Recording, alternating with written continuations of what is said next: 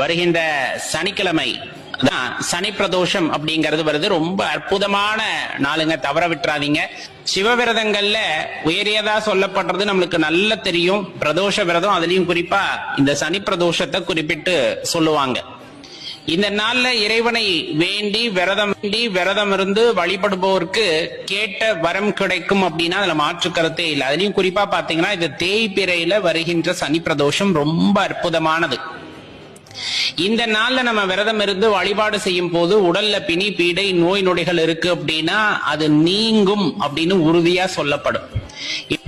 இன்னொன்னு, சனி பகவானுடைய பார்வையினால் ஏற்படக்கூடிய பிரச்சனைகளிலிருந்து விமோசனம் கிடைக்கும் அப்படின்னு சொல்லுவாங்க. ஏன்னா இப்ப குறிப்பிட்ட சில ராசிகளுக்கு பாத்தீங்க அப்படின்னா சனி பகவானுடைய உக்ரமான பார்வையில் ரொம்ப கஷ்டப்பட்டு இருப்பாங்க. அவங்க எல்லாமே இந்த சனி பிரதோஷத்தன்னைக்கு சிவபெருமானுடைய ஆலயத்திற்கு சென்று சிவபெருமானை வழிபடும் பொழுது அந்த தாக்கங்களிலிருந்து படிப்படியாக நம்மை பாதுகாத்துக் கொள்ளலாம் அப்படிங்கறத தெரிஞ்சுக்கணும்.